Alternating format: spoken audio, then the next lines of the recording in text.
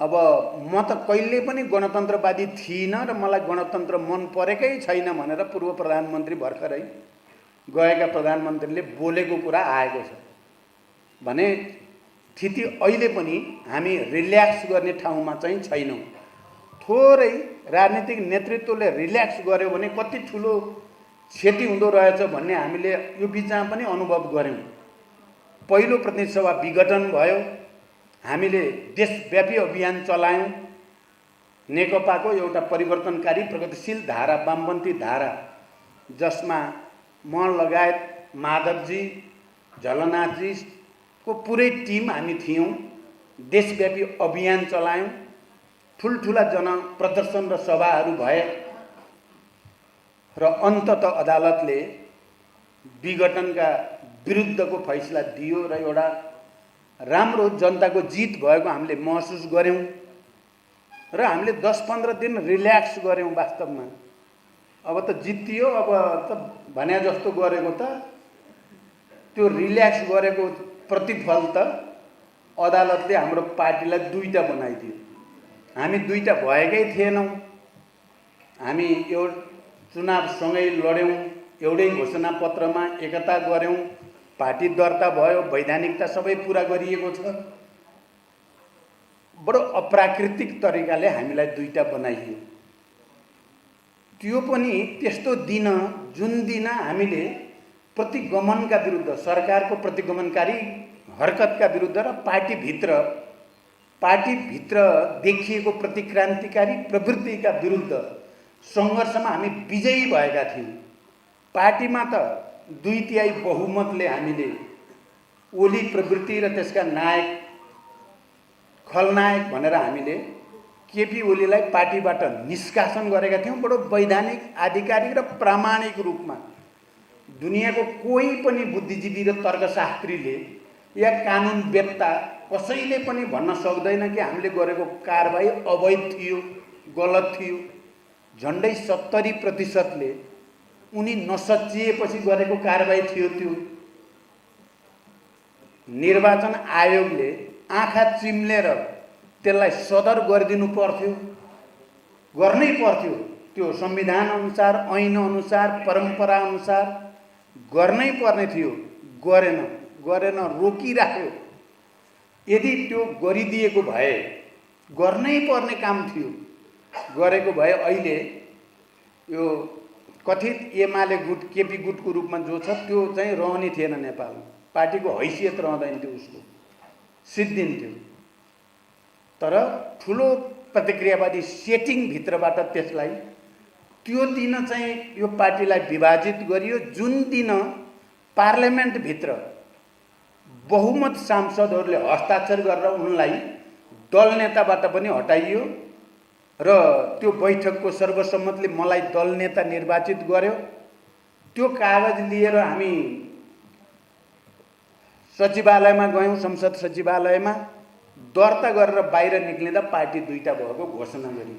त्यही दिन भने नेपालमा राजनीतिक षड्यन्त्र कसरी हुँदो रहेछ, सेटिङ कसरी हुँदो रहेछ भन्ने त देखिएकै छ। त्यही यो पटक हामी रिल्याक्स गर्नेमा छैनौँ। म तपाईँहरू पनि कोही नै रिल्याक्स चाहिँ नगर्नु होला। रिल्याक्स चाहिँ खतरा हुने रहेछ जनताको लागि। भिजिलेन्ट हुनु नै चाहिँ सही रहेछ। भएर बसियो भने चाहिँ हुन सक्ने सम्भावित षड्यन्त्रलाई परास्त गर्न सकिँदो रहेछ। रिल्याक्स गरियो भने चाहिँ अर्कोतिरबाट फेरि छड्के हान्ने काम हुँदो रहेछ। यो अनुभव पनि हामीलाई भएको छ। म अहिले यहाँ तपाईँहरू कहाँ आउनु अगाडि यिनै विषयको समीक्षा माधव नेपालजीसँग बसेर गरेका थियौँ। हामीले 1.5 घन्टा अघि सिंहदरबारमा कुरा गऱ्यौँ। यी सबै षड्यन्त्र कसरी भयो, अब हाम्रो स्थिति कहाँ आइपुग्यो, अब हामी अगाडि कसरी जाने भन्ने बारेमा छलफल गर्दै थियौँ। त्यसकारण कर्मचारी साथीहरू, तपाईँहरूले यो परिवर्तनको निम्ति खेलेको भूमिका सामान्य छैन। चाहिँ कर्मचारी तन्त्रभित्र बसेर पनि जनताको पक्षमा, राष्ट्रको पक्षमा, परिवर्तनको पक्षमा जे भूमिका खेलिएको छ त्यो इतिहासमा राम्रैसँग दर्ज भएको छ। त्यो नेपाली मौलिकता, नेपाली विशेषताको आन्दोलनको रूपमा परिचित छ। त्यसकारण अहिले पनि कहीँ कतैबाट हुन सक्ने षड्यन्त्रलाई परास्त गर्न हामी सबै चनाखो बस्नुपर्ने आवश्यकता छ। म यो भन्न चाहन्छु। र अहिले अब गठबन्धनको सरकार बनिसकेपछि हामी हिजोको सरकारले रोकेका सबै विधेयकहरूलाई पारित गराउनेतिर हामी छौँ। यो निजामती ऐन सम्बन्धी अनि यो प्रहरी ऐन सम्बन्धी कुरा, जो प्रदेशलाई दिने अधिकारसँग सम्बन्धित कुरा, कर्मचारीको सरुवा बढुवा समायोजनसँग सम्बन्धित कुराका ऐनहरूलाई हामी छिटोभन्दा छिटो यसलाई अगाडि बढाउन चाहेका छौँ। हिजो समितिबाट पारित भएर आएका विधेयकहरू जो प्रधानमन्त्रीको सिरानीमा बसे महिनौसम्म, ती सबैलाई चाहिँ हामी अगाडि बढाउनेमा छौँ। यसको निम्ति तपाईहरुले पनि आफ्नो ठाउँबाट निरन्तर आवाज उठाइ नै राख्नुपर्ने हुन्छ, किनभने कर्मचारी तन्त्रमा आवश्यक सुधारको निम्ति, संविधानको मूल मर्म र भावना अनुसार यसको समायोजन गर्नको निम्ति र वृत्ति विकासको एउटा भरपर्दो वातावरण बनाउनको निम्ति हामी सबैले मेहनत गर्नुपर्ने हुन्छ। किनकि कर्मचारी तन्त्रभित्र पनि मेरो बुझाइ के छ भने दुईटै प्रवृत्ति छन्। जसरी राजनीतिमा मैले भने नि, एउटा प्रतिगमनतिर जान चाहने, पछाडि फर्किन चाहने प्रवृत्ति र एउटा अगाडि जान चाहने प्रवृत्ति, त्यस्तै कर्मचारी तन्त्रभित्र पनि देशको राजनीतिको रिफ्लेक्सन त्यसमा पर्छ नै। त्यहाँभित्र पनि एउटा प्रतिगमनकारी प्रवृत्ति, एउटा परिवर्तनकारी प्रवृत्तिका बीचमा त बहस चलिरहेकै हुन्छ। र यहाँ हाम्रा सबै कर्मचारी सङ्गठनहरूले परिवर्तनको पक्षमा, सकारात्मक ढङ्गले कर्मचारी तन्त्रमा सुधारको पक्षमा तपाईहरुले धेरै ठुलो भूमिका खेल्न सक्नुहुन्छ।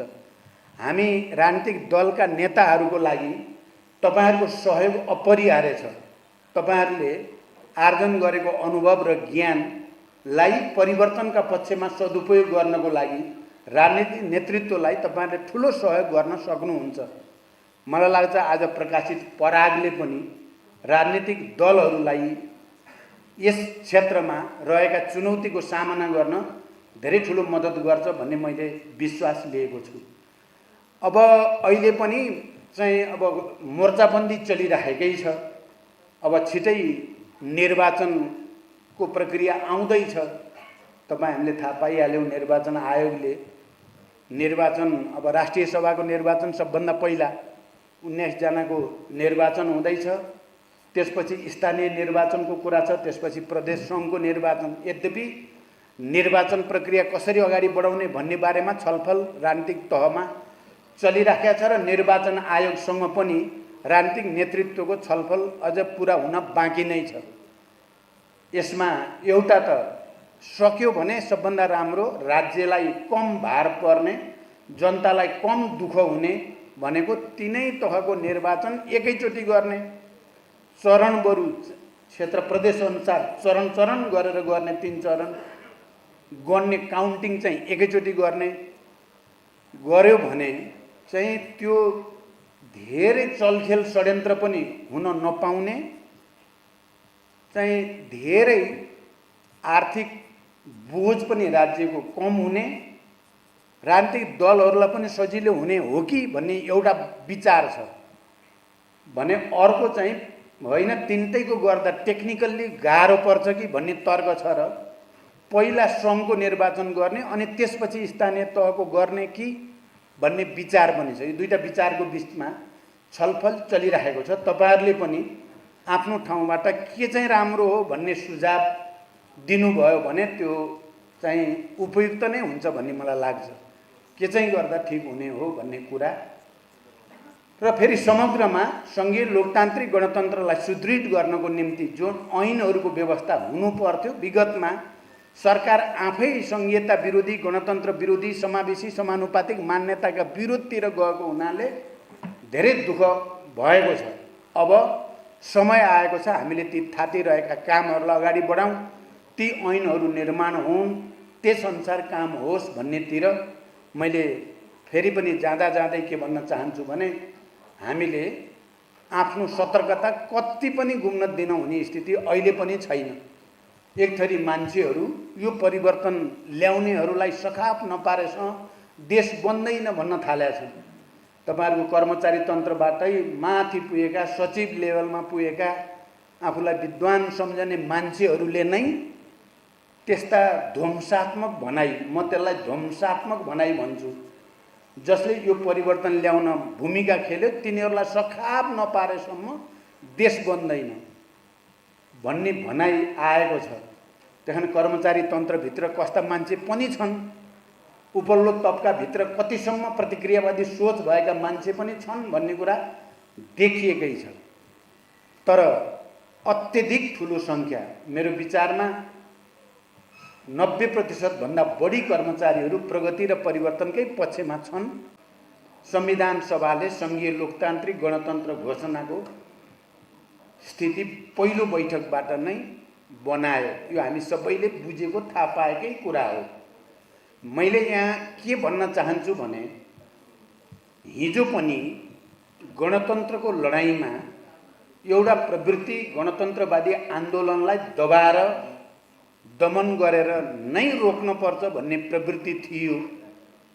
राजनीतिक आन्दोलनभित्र, राजनीतिक धाराभित्र राज्यमा त्यस खालको थियो भने अर्को निरङ्कुश तन्त्रका विरुद्ध गणतन्त्रको आन्दोलनलाई सफल पार्नै पर्छ, लोकतन्त्र स्थापित हुनै पर्छ, यो देश एकात्मकताबाट सङ्घीयतामा लानुपर्छ, यो देशलाई धर्मसापेक्षताबाट धर्मनिरपेक्षतामा पुर्याउनु पर्छ र यो देशमा देशका सबै उत्पीडित वर्ग समुदाय सबैको समावेशी र समानुपातिक प्रतिनिधित्व हुने प्रणाली सुनिश्चित हुनुपर्छ भन्ने दुईटा धारा थिए। एउटा यो परिवर्तनको धारालाई रोक्नुपर्छ, यसलाई कुनै न कुनै रूपमा अराजकताको संज्ञा दिने, आतङ्कवादको संज्ञा दिने र परिवर्तनको निम्ति लड्ने योद्धाहरूलाई आतङ्ककारीका रूपमा हत्या गर्ने अधिकार हामीलाई छ भनेर राज्य लागेकै हो। तर निरङ्कुश तन्त्रका विरुद्ध हामी के राजनीतिक दल, के जनसङ्गठन, के नागरिक आन्दोलन, के कर्मचारी आन्दोलन, कर्मचारी तन्त्र भनौँ, तपाईँ हामी सबै कर्मचारीहरू पनि त्यो आन्दोलनमा ऐक्यबद्धता व्यक्त गरेर सडकमा आएपछि नै देशबाट निरङ्कुश तन्त्रको अन्त्य भयो, गणतन्त्रको घोषणा गरियो। राज्यमा र आफूलाई अलिकति मूलधारको राजनीतिज्ञ भन्नेहरूको विरोधका बावजुद, त्यो प्रवृत्तिको प्रयासका बावजुद जनताको प्रवृत्ति, परिवर्तनको प्रवृत्ति, प्रगतिको प्रवृत्तिले जित्यो र हामी सङ्घीय लोकतान्त्रिक गणतन्त्रमा आयौँ। यता आइसकेपछि संविधान बनाउने चुनौती थियो, संविधान बन्यो। निर्वाचन गराउने चुनौती थियो, निर्वाचन सम्पन्न भयो। देशमा राजनीतिक स्थायित्व हुँदैन कि भन्ने चिन्ताको साथ यो परिवर्तनका वाहक शक्तिहरूले, मुख्यतः सङ्घीय लोकतान्त्रिक गणतन्त्रका निम्ति लडाईँ लड्नेहरूकै प्रस्तावमा अब कम्युनिस्टहरू, प्रगतिशीलहरू, वामपन्थीहरू एक ठाउँमा हुनुपर्छ भन्ने प्रस्ताव गरियो। जनताले त्यसलाई सहर्ष, त्यसलाई अनुमोदन गर्यो। निर्वाचन मार्फत एउटा नयाँ माहौल, एउटा नयाँ राजनीतिक परिस्थिति निर्माण भयो। अब सायद दशकौँसम्म नेपालमा राजनीतिक स्थायित्व रहन्छ। कम्युनिस्ट पार्टीको नेतृत्वमा, वामपन्थीहरूको नेतृत्वमा या प्रगतिशीलहरूको नेतृत्वमा सामाजिक न्यायसहित समाजवादको आधार तयार पार्ने एउटा नयाँ आर्थिक विकासले गति लिन्छ। प्रशासनमा सुधारका महत्त्वपूर्ण पहलहरू हुनेछन्। भ्रष्टाचार नियन्त्रण र सुशासनको निम्ति एउटा नयाँ ढङ्गले हामी अगाडि बढिनेछ। सङ्घीय लोकतान्त्रिक गणतन्त्रलाई सुदृढ गर्नको लागि आवश्यक पर्ने ऐन निर्माणले तीव्रता पाउनेछ। यी सबै अपेक्षा र सपना नेपाली जनताले, हामी सबैले पनि देखेकै हो। तर दुर्भाग्य 3 वर्ष बित्दा नबित्दै परिस्थिति फेरि बडो चुनौतीपूर्ण र जटिल ठाउँतिर गयो। कम्युनिस्ट पार्टी भित्रैबाट, कम्युनिस्ट पार्टीको नेतृत्व र सरकारको नेतृत्व गर्ने व्यक्तिहरूबाट नै परिवर्तनका विरुद्ध प्रहार गर्ने, संविधानका सकारात्मक चिजहरूमाथि प्रहार गर्ने, सङ्घीयतामाथि प्रहार गर्ने पार्लियामेन्टका समितिहरूले तयार पारेर पठाएका विधेयकहरूलाई पनि अगाडि बढ्न नदिने, संहितालाई सुदृढ गर्नको निम्ति, प्रदेशहरूलाई बलियो बनाउनको निम्ति कर्मचारीको सरुवा बढुवादेखि समायोजनका सबै कामहरूलाई सहज बनाउनको निम्ति राज्य व्यवस्था समितिबाट तयार पारेर पठाइएको निजामती ऐन प्रधानमन्त्रीले नै जानी बुझी त्यसलाई रोकेर राख्ने बडो विचित्रको स्थिति बन्यो। त्यति नभएर पार्टीभित्र चलेका विवाद र बहसलाई बहाना बनाएर जनताको सार्वभौम सत्ताको अभ्यास गर्ने प्रतिनिधि सभालाई विघटन गर्ने जस्ता निरङ्कुश कदमहरू देख्नु पर्यो। बडो अनौठो भयो। मैले यहाँ के चाहिँ भन्न खोजेको हो भने, हिजो गणतन्त्रका विरुद्ध बोल्नेहरू, लेख्नेहरू, संहिताका विरुद्ध बोल्ने लेख्नेहरू र परिवर्तनका विरुद्ध धारणा राख्नेहरू चाहिँ सुध्रिए होलान्। अब त यत्रो ठुलो परिवर्तन भइसकेपछि, संविधान बनिसकेपछि, कम्युनिस्टहरूको एकता भएर जनताले अनुमोदन गरिसकेपछि सुध्रिए होलान् भन्ने जे सोचिएको थियो त्यस्तो भएन। बरु उल्टै पार्टीभित्रै पार्टीको नेतृत्वमा भएका व्यक्तिबाट नै प्रतिक्रान्तिकारी, प्रतिगमनकारी निरङ्कुश हरकतहरू आए। तपाईँ हामीलाई थाहा छ, अन्तर्राष्ट्रिय आन्दोलनमा र इतिहासमा क्रान्तिपछि जति प्रतिक्रान्तिहरू भए, दुनियाँमा ठुल्ठुला क्रान्ति र ठुल्ठुला प्रतिक्रान्ति, र ती प्रतिक्रान्तिहरू जहाँ कम्युनिस्ट क्रान्ति, सामाजिक क्रान्ति, समाजवादी क्रान्तिहरू भएका थिए, त्यहाँ प्रतिक्रान्ति कुनै पुँजीपतिहरूले सेना लिएर आएर लडेर प्रतिक्रान्ति भएको कहीँ पनि देखिँदैन। त्यहाँ कम्युनिस्ट पार्टी भित्रैबाट, कम्युनिस्ट पार्टीको नेतृत्वमा पुगेका व्यक्तिहरूबाट नै, राष्ट्रपति महासचिव बनेका मान्छेहरू नै पतन भएपछि पार्टी भित्रैबाट प्रतिक्रान्ति, पार्टी भित्रैबाट बुर्जुवाकरण, पार्टी भित्रैबाट निरङ्कुश तन्त्र आएको विश्व इतिहासमा हामीले देखेका चाहिँ हौँ नै। नेपालमा पनि आफ्नै मौलिकतासहित प्रतिक्रान्तिका ती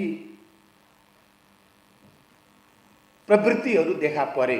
पार्टी भित्रैबाट कम्युनिस्ट पार्टीले नै बनाएको प्रधानमन्त्रीले नै संविधानलाई च्यात्ने या परिवर्तनका ती सबै चिजहरूलाई उल्ट्याउने षड्यन्त्र भयो। तपाईँ हामीलाई थाहा छ, त्यो प्रवृत्ति पार्टीभित्र मात्रै होइन, पार्टी बाहिरका बुर्जुवाहरूले, प्रतिक्रियावादी देशभित्रका र देश बाहिरका सबैले त्यो प्रवृत्तिलाई मलजल गरे, हुर्काए, बचाए, साथ दिए, समर्थन गरे। तपाईँ निरङ्कुश राजतन्त्रवादीदेखि साम्राज्यवादी शक्तिसम्म विदेशी प्रतिक्रियावादी सबै नै त्यो प्रवृत्ति वरिपरि गोलबन्द भए र अब बिस्तारै परिवर्तनकारी शक्तिहरू अलि रिल्याक्स गरेको, अलि थाकेको या अब पुग्यो भने जस्तो गरेको, त्यहाँभित्र विभिन्न खालका कन्फ्युजन, विचारधारात्मक कन्फ्युजन, राजनैतिक कन्फ्युजन, सङ्गठनात्मक रूपले पनि अलि अस्तव्यस्त भएको मौका छोपेर अब यिनीहरूलाई परास्त गर्न सकिन्छ भनेर हिजो जुन तत्त्व र शक्तिहरूले गणतन्त्रवादी आन्दोलन दबाउनको निम्ति अनेक खालका हत्कण्डा प्रयोग गरेका थिए, तिनै हत्कण्डा प्रयोग गरेर फेरि परिवर्तनलाई उल्ट्याउने षड्यन्त्र भयो। मैले त भन्ने गरेको छु, चाहे हिजो जनयुद्ध र जनआन्दोलनका बेलामा प्रतिक्रियावादीहरूको एउटै रणनीति थियो, परिवर्तनकारी शक्तिहरूलाई घेरा हाल्ने, सखाप पार्ने, दमन गरेरै ठिक गर्ने भन्ने उनीहरूको रणनीति थियो भने जनताको रणनीति घेरा तोड्ने, अझ ठुलो घेरा तयार पार्ने र प्रतिरोध गर्ने रणनीति चाहिँ जनताको थियो, हामीहरूको थियो, हामी सबैको थियो। र त्यो कयौँ चक्र त्यो लडाईँ चलेपछि नै हामी सङ्घीय लोकतान्त्रिक गणतन्त्रसम्म आइपुगेको हो। र अहिले विडम्बना के भयो भने कम्युनिस्ट पार्टी भित्रैबाट प्रतिक्रान्ति जन्मियो, प्रतिगमन जन्मियो र त्यसलाई प्रतिक्रियावादी शक्तिहरूले मलजल गर्यो र हामी फेरि एकचोटि सडकमा जानुपर्ने, जनताको बिचमा जानुपर्ने, सबै परिवर्तनकारी शक्तिहरूलाई अपिल गरेर एउटा बृहत्तर मोर्चा बनाउनु पर्ने र त्यो प्रतिगमनलाई परास्त गर्नुपर्ने बाध्यता आइलाग्यो। हिजो युद्ध र आन्दोलनको बेलामा जस्तो थियो अहिले पनि चाहिँ प्रवृत्ति र धाराको रूपमा त्यस्तै रह्यो। हिजो गणतन्त्र विरोधी धाराको प्रतिनिधित्व गर्ने अहिले पनि गणतन्त्र विरोधी धारामै छन्। तिनीहरूलाई राजा महाराजा हिजोकाले नै साथ दिएका छन्। तिनलाई हामी जति बेला 12 बुँदे समझदारी गरेर शान्ति सम्झौताको तयारी गर्दै थियौँ त्यति बेला कुनै हालतमा यो गर्न दिन हुँदैन भन्ने ठुल्ठुला विश्वका अति महाशक्ति राष्ट्रका प्रतिनिधिहरू चाहिँ 12 बुँदे समझदारी रोक्नको लागि, शान्ति सम्झौता रोक्नको लागि गरेका कसरतहरू सम्झिँदा अहिले भएको प्रतिगमनकारी हरकत त्यसैको निरन्तरता लाग्छ। अहिले पनि उनीहरू कहीँ न कहीँ यसलाई रोक्ने कोसिस गरि नै राखे र हामीले पनि फेरि एउटा नयाँ गठबन्धन बनाएर हामीले गठबन्धनको बेलामा भन्यौँ, मलाई लाग्छ तपाईहरु सबैले त्यो कुरा सुन्नु भएको छ, थाहा पाउनु भएको छ। हामीले संविधानको रक्षा, लोकतन्त्रको रक्षा र राष्ट्रियताको रक्षाको आधारमा गठबन्धन बनाउने र प्रतिगमनलाई परास्त गर्ने, निरङ्कुशतालाई परास्त गर्ने संकल्प गर्यौं। त्यही संकल्प सहित हामी आन्दोलनमा गयौं र त्यो आन्दोलनले एउटा सफलता प्राप्त गरिसकेपछि अहिले परिवेश नयाँ बनेको छ। पक्कै पनि अहिले फेरि गणतन्त्र के अरे गठबन्धनको सरकार छ। हिजो अस्ति मात्रै अब 5औं सरकार भनौं चाहिँ प्रदेशको पनि गठबन्धनकै भयो, भोलि पर्सितिर अब 6औं पनि गठबन्धनकै बन्दैछ। यो ठुलो परिवर्तन हो। यसमा तपाईँ हामी सबैले गर्व गर्नुपर्छ। यो जनताकै जित हो, जनताको आन्दोलनकै जितको निरन्तरता हो। यति भनिसकेपछि र अहिले हामी चाडपर्वको सन्दर्भमा शुभकामना आदान प्रदान पनि गर्दैछौँ। तर फेरि के कुरा हेक्का राख्न जरुरी छ भने षड्यन्त्र चाहिँ सकियो, अब हामी पुरै विजयी भइसक्यौँ भन्न सक्ने स्थिति अझै पनि छैन। यो गठबन्धन तोड्नको लागि अनेक षड्यन्त्र र हत्कण्डाहरू अपनाइ राखिएकै छ। फेरि पनि प्रतिक्रियावादी गठबन्धन बनाउने कसरत चलिरहेकै छ। यो गठबन्धनभित्र अलिकति कमजोर को छ, वैचारिक राजनीतिक रूपले या अन्य राजनीतिक स्वार्थको हिसाबले त्यसको खोजी भइ नै राखेको छ। यहाँ भित्र अर्को त्यस्तो निरङ्कुश प्रवृत्तिको कोही मान्छे भेटिन्छ कि र त्यसलाई प्रयोग गर्न सकिन्छ कि भन्ने कसरत भइ नै राखेको छ। वैदेशिक प्रतिक्रियावादीहरूको त्यो पक्ष जसले नेपालको यो परिवर्तनलाई रुचाएको छैन, यो संविधानलाई रुचाएको छैन, ती शक्तिहरू पनि कहीँ न कहीँ यो गठबन्धन कमजोर पार्ने उपायहरूको खोजीमा छन्। त्यसकारण कर्मचारी साथीहरू, तपाईँ हामी सबै अहिले पनि भिजिलेन्ट रहिराख्नुपर्ने, हामीले आँखा खुलाइराख्नुपर्ने, कान खुलाइराख्नुपर्ने, कहाँ कति बेला कसले के गर्छ भन्ने कुरालाई हेक्का राख्नै पर्ने स्थिति छ। अहिले तपाईँ हामीले देखिराखेका छौँ न्यायालय सम्बन्धी विवाद जसरी देखा परेको छ, या प्रतिक्रियावादी गठबन्धन बनाउने र मैले त 2-4 दिन अगाडि मात्रै सुने